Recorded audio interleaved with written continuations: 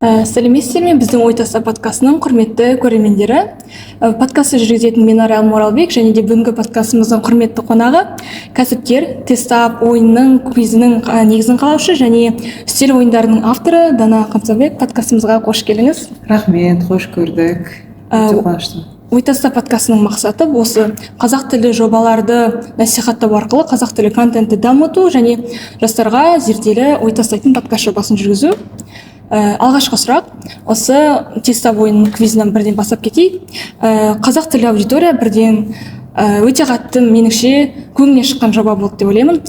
Бұл идея қайдан келді және де ең бастаған кезде мақсаты қандай болды? Бұл идея қайдан келді? Енді үстел ойындарын біз бұрыннан ойнаймыз. Сіздер де ойнайтын шығарсыздар әртүрлі тақырыптағы, әртүрлі тілдегі ойындарды. Содан карантинде отырған кезде бір нәрсе жасағым келді, қазақша. Сосын осындай үстел ойынды жасау реалистично көрінді, сөйтіп бастадық. Алғашқы ойынды шығардық. Сосын ол адамдарға өте қатты ұнады, сұраныс жақсы екенін түсінген соң сосын ойладық, осы ойын тақырыбын ары қарай дамыту керек екен деп. Сөйтіп квизге көштік. Ол интеллектуалды ойындар, ол да басқа тілдерде бар формат, тек қазақ тілінде ол кезде болмаған. Сондықтан алғашқы ойынды сөйтіп ұйымдастырдық и халық өзі ары қарай алып кетті. Адамдар тұрақты түрде жиналып, команда құрады, қателеспесем, бір-бірімен жарысып ойнайды екен. Осы тестап квизі адамдардың несімен баурап алды деп ойлайсыз? Бірден менің мұғалімдерім бар, ұстаздарым ылғи апта сайын барады да, мен ылғи стористе мысалы қарап отырамын ғой, Астана халықаралық мектебі. Сосын мен де қатты қызықтырды. Несімен баурап алады, сол қызық болды. Енді форматтың өзі қызық қой, ойын әркез адамдарға қызық болады деп ойлаймын. Өйткені ішімізде бәрібір сол балалық бар. Ал күнделікті өмірде тым қатты серьезный болып кетеміз да, біз жұмыспен, проблемалармен. Ал тестап ол сондай бәрін ұмыттыратын сондай ерекше бабл деп айтайыншы. Сол жерге кірсең, сен кәдімгідей өзіңді қайтадан жас бала сияқты сезініп, кішкене миларыңды жұмыс істетіп, достарымен басқаша форматта бас қосып, сөйтіп көңілді уақыт өткізетін, сондай бірден бір, может быть, entertainment дейді ғой, развлечение. Сондықтан сол ісімен баурап алды деп ойлаймын, и оған қоса өте көп, мысалға біздің ұйымдастыру деңгейіміз, дизайн деген сияқты сұрақтардың өзінің контенті, енді ол бәрі бүйтіп жалпы алған кезде, және адам кірген кезде оны бүйтіп жіктеп отырмайды ғой, мына жері ұнады, сол үшін келем. Жалпы атмосфера ұнайды адамдарға, сосын олар келеді. Осы интеллектуалды ойын болғандықтан кейбір адамдар алғаш рет барған кезде өзінің кішкене мүмкін ақымақ сияқты сондай сезім болып қалады ғой, өйткені оңай сұрақтар емес. Бірақ та бәрібір де бірінші рет болсын, екінші рет, үшінші рет болсын, олар міндетті түрде барады. Қайта барған ұнайды, өйткені атмосферасы баурап алады ғой. Осы ойыншылардың қайта келуіне сіздер қандай жағдай жасайсыздар? Мүмкін сұрақтары, мүмкін олар алдын ала дайындалатын шығар, қалай дайындық барысы қалай жүреді? Квизға дайындалу мүмкін емес, тек жиі келсе ғана дайындала алады, өйткені таза тәжірибемен келетін ойын. Енді ойыншылар бәрі қайтып келеді деп айта алмаймын. Көбісі солай өзінің қалай айтсам екен, эгосы көтере алмай келесі, немесе жалпы қызық болмауы мүмкін, адамдардың әртүрлі темпераменті бар ғой. Біреу мысалға онсыз да жұмысында мен жұмыс істеді, оған басқа демалыс керек та, жай тыныш барып стендап қарайтын или барып ұйықтайтын деген сияқты. Ол бұл да бәріне келе беретін формат емес. Ал қайтып келетіндер сол мүмкін бір несі жүрегі бір лүп ететін шығар, сондай бір неге, сондай бір демалысқа. Өзіне егер бір маңызды нәрсе алса, сонда ғана қайтып келеді деп ойлаймын адамдар. Және көбінде мысалға бізге келетіндер айтуы мүмкін, біз достарымызбен кездесетін себеп деп. Мысалға бұдан басқа кафеге бара бермейсің дегендей қызық емес болады ғой. Ал достарымен аптасына бір жиналып көрісіп тұруға керемет себеп деп айтады. Сондай да болуы мүмкін, Квиздің ең басты бөлшегі жүрегі бұл сұрақ. енді ерекше сұрақтар болғандықтан кейін әр сұрақтың құрылымы логикасы болады. Менің естуімше мұғалімдер айтып жатады ғой, әжесінің қасында мысалы ата апасының қасында өскен балалар ана сұрақтың логикасын түсініп отырады, жауап бере алады. Сосын тағы да 21 ғасыр көшбасшысы деген сол жерде жиналған қауым жастар жиі барады екен. Сіздің ойыңызша осы сұрақтарды құрастырғанда ең маңыздысы не? Бұл осы ақпараттың дәлелдігі ме, осы қызықты болу ма ақпаратын беретін, әлде осы ойыншылардың вау дейтін сондай бір эффектісі болуында ма? Ол жерде бәрі керек. Шынымен логикалық сұрақтарды жақсы көретін адамдар, олар бүйтіп шағып берсең ұнамайды, олар кайф алмайды. Олар сол 1 минуттың ішінде өздері сол сұрақтың жауаптың түбіне жету керек, сол оларға ұнайды. Сондықтан сұрақтың жақсы болуы ол автордың жан-жақты біліміне байланысты. Сосын андай вкусно подать дейді ғой, мысалға керек емес ақпаратты бермей, нағыз ключевой кілтті сөзді беріп, сол арқылы адамның бүйтіп именно ойлау процесін жүзеге қосу деген сияқты. Сондай деп ойлаймын. Жауабыңызға рахмет. Сізбен бірнеше шарада болған болатын, қазақ топс болсын. Сол кезде айтқан бір ойыңыздың бірі, бірнеше рет жабам, тоқтатам деген ойлар болды деген. Әрине бәріміздің жобамыз болғандықтан кейін болды. Бір айда сондай бірнеше рет келеді сондай ойлар. Осы сізді тоқтатпай, осы жолдан тайдырмай тұрған не деп ойлайсыз? Мүмкін бір қандай да бір ұстаным, бір оқиға әсер еткен шығар. Енді алғашқыда ол не болған, энтузиазм, бастап көрейік, жасап көрейік деген сияқты сондай энтузиазм болған. Одан кейін халықтың ықыласы, ілтипаты мені қатты жандандыратын да. Ал сосын қызығы уже 3 жыл өткеннен кейін мені алға итермелейтін ол намыс. Өйткені тоқтап қалғым келмейді. Қазір енді бізде нелер пайда болды, жаңағы конкурент дейма, бәсекелестер, солармен жарысқа түскен кезде тоқтап қалғым келмейді. Сондықтан қазір итермелейтін намыс деп ойлаймын. Сол түбінде ол үлкен миссия шығар, мүмкін мен сол арқылы өзімді маңызды санайтын шығармын, іште қоғамға бір нәрсе беріп жатыр екенмін деп. Сондай шығар деп ойлаймын. Жақында бір жаңалықпен бөліскен болатынбыз, осы тест-ап туралы, андай кэмп сияқты жинап, сол туралы кішкене барлық көрермендерді шақырамыз. Алғашқы рет біз республикалық деңгейде квиз-кэмп ұйымдастырамыз. Ол дегеніміз табиғат аясында барып, демалып, квиз ойнап, сондай бір ерекше форматтағы ойын болады. Ол Шымкент қаласында, Өгем тауларының баурайында дегендей. Сол алғашқы рет дегенім, өйткені біз қазір 8 қалада ойнаймыз, және 8 қаланың ойыншыларын әлі бір рет қоспадық бастарын. Сол осы алғашқы бас қосуымыз болады. Сондай енді көреміз қалай өтетін. Негізі бұл бәріне ашық, егер квиз форматына қызығатын адамдар болса, тест-апқа қатыспаса да, сол квизға келіп, керемет уақыт өткізсе болады.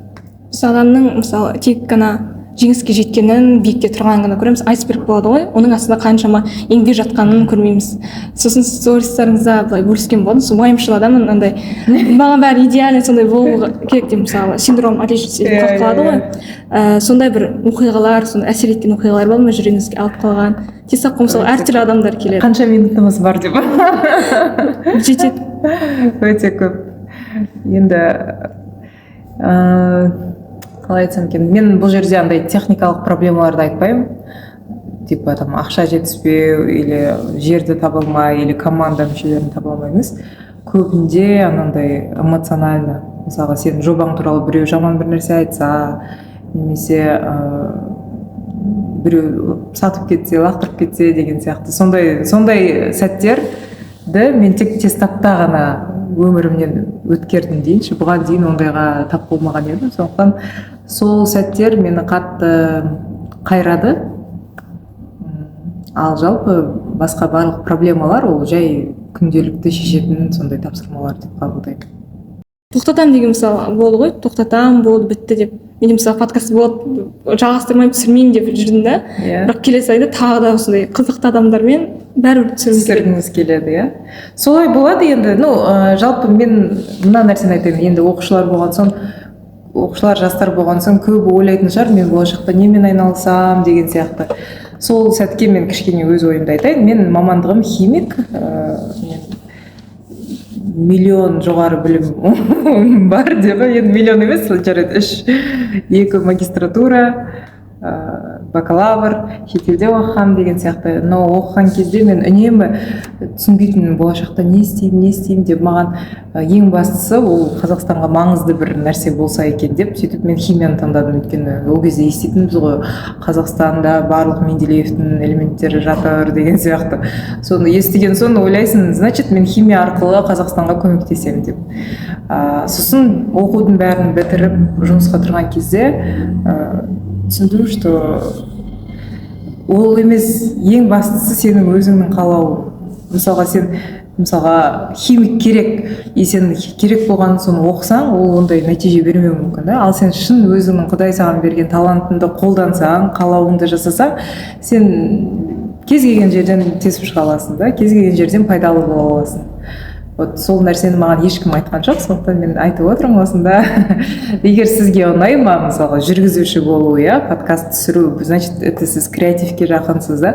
Значит, осы нәрсені жасай беру керек, и 3-4 жылда сіз түсінесіз не керек екен. Ал жұрттың бәрі, мысалы, математиктер керек екен, мен математикаға барамын деген, ол дұрыс емес. Сол үшін қазір біздің системамыз, мысалға, неге технический мамандықтарға көбірек грант беріледі, да? Соны мен онша келісе бермеймін онымен, өйткені ол как манипуляция сияқты. Адам бала шын қалауын емес, стипендия қай жерде көп, сол жерге барады, да? Сондай. Шетелдегі оқу тәжірибесімен бөліссеңіз, қалай екен? Мысалы, Қазақстанмен салыстырған кезде қандай айырмашылықтар сезіндіңіз? Енді мен Қазақстанда Назарбаев университетінде оқыдым, сондықтан аса үлкен айырмашылық көрген жоқпын оқу білім саласында.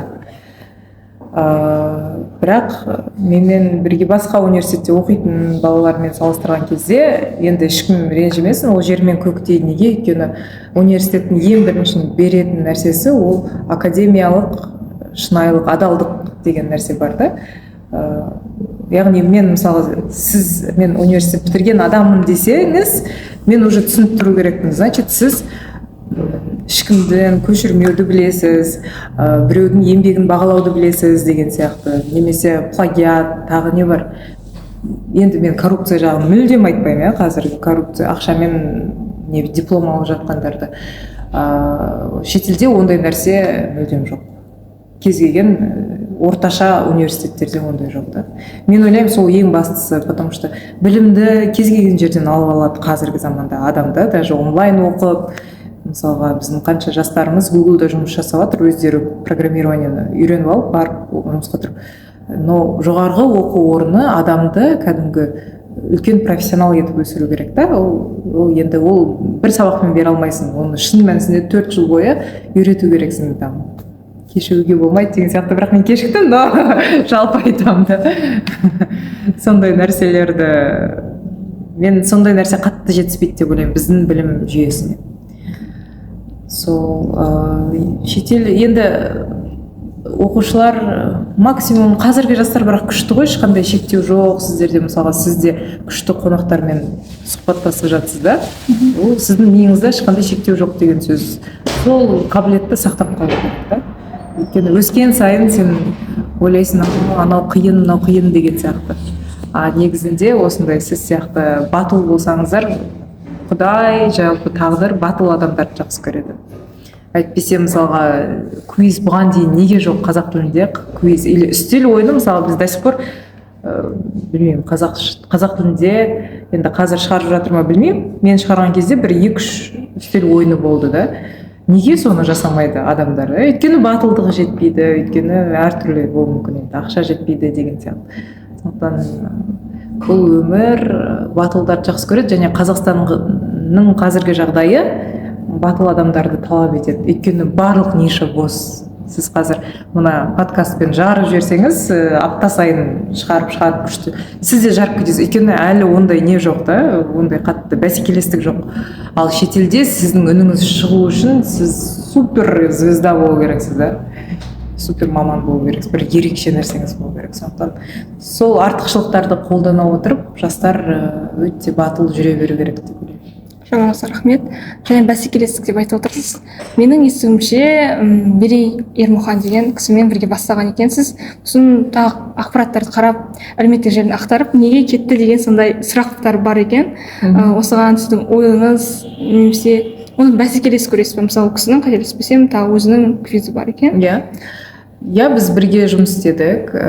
Сосын енді адамдар айырылысады, это нормально. Енді нормально болғанда ол, конечно, болезненно болды, но кез келген адам өзі өскісі келеді, сондықтан ол кісі өзінің квизін бастады. Иә, біз оларды бәсекелес көреміз. Не үшін кетті? Өйткені енді ол өскісі келді өзі. Мен ешқашан адамдарды ұстамаймын. Бізде енді тестап алғашқы квиз ретінде бастаған соң тестапқа келіп қатысып кейін өзінің квизін ашқандар да бар деген сияқты. Ол нәрсе нормальный құбылыс деп ойлаймын. Тек бәсеке болуды да үйрену керек та, білу керек. Соны да университетте үйрету керек. Мысалға бізде университетте андай топ системасы болды. Сен топ 2 студент болсаң, саған стипендия болады. Мысалы, группаңда 20 адам, сен оның топ 3-тігіне кірсең, саған бір стипендия береді. И ол әр семестр сайын сен соны как жарыс сияқты қабылдайсың. Но ол жерде ешқашан сен басқа біреуді өлтіріп кетіп, или там басқа біреудің, не знаю, экзамендерін өтірік жазғыздырып, ондай нәрсе жоқ та. Ол жерде адал бәсекелестік. Сол нәрсені тоже біздің қоғамға үйрету керек. Трендке айналдыру керек, адал бәсекелестікті. Ол нәрсе әлі ақсаңдап жатыр бізде. Жауабыңызға рахмет. Осы тестап туралы тағы да қызықты сұрақ. Әртүрлі адамдар келеді. Сіз бөлісіп отырасыз ғой. Мысалы, әкім келеді, әртүрлі жастар келеді. Оларға сұрақтар сонда бейімделе ме, бәріне ортақ болады ма сонда сұрақтардың құрылымы жағынан? Сіз өте мықты дайындалыпсыз, молодцы. Жақсы танитын сияқтысыз еді. Әртүрлі сұрақтар, иә, бізде сондай ереже бар авторларға қоятын. Мысалы, бір ойында бір тақырыптан 2 сұрақ келмеу керек. Мысалға, Гитлер туралы бір сұрақ қойды ма, болды, 2-ші сұрақ келмеу керек деген сияқты. Өйткені 42 сұрақ болса, сол 42 сұрақ әртүрлі саладан келу керек дегенше. Солысымен қызық, өйткені ешкімге басымдылық бермеу керек. Тіпті мынандай мәселелер бар.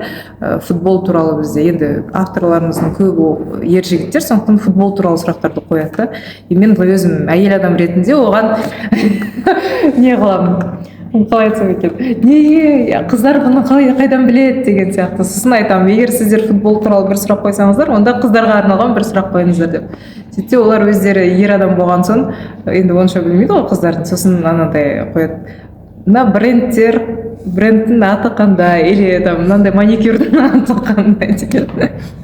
И бұл апарып қайтадан неге келеді да, анау дискриминация ба, как будто қыздар тек брендпен сәнге ғана мән беретін сияқты. Ол үшін бізге қыз авторларды алып қосымша сөйтіп жасау керек. Ол да табиғи нәрсе. Ер адамдар енді бүйтіп бір секундта не болып кетпейді ғой, андай әйел адамдардың әлеміне кіріп кетпейді ғой, сондықтан нормально. Жауабыңызға рахмет. Командаңыз туралы сұрақ дайындайтын, ұйымдастыратын адамдар бар. Оларды басқару, ұйымдастыру отыру, 8 қалада соны қадағалап отыру қиын емес па? Сол сіздің бойыңызда қандай, осы жолда қандай қасиеттер дамыды, тәжірибелер алынды? Иә, өте жақсы сұрақ. Бізде франшизамен жұмыс жасаймыз. 8 қаланың 6-ы өздері жеке меншік дейікші жасайды. Олар тек бізге роялти төлеп отырады, как франшизаны сатып алған үшін. Ал қалған 2 Астана мен Алматыны мен өзім жүргізем. Команда құру ол енді ең басты нәрсе, ең жүрегі, жаңа сұрақтар дедім, сол мен айтар едім, ең жүрегі ол адамдар деп, сол жалпы кез келген бизнестің. Сондықтан команда құрған кезде адамдардың ең бірінші ниетіне қарайсың, қаншалықты ол шынымен осы миссияға сенеді, жобаға сенеді деген сияқты. Соларды алған соң ары қарай оларды тек шабыттандырып тұру керек. Біз күштіміз, біз Қазақстанды дамытып жатырмыз деген сияқты. Ол шын көңілден шығады, менің таза махаббатым деп ойлаймын.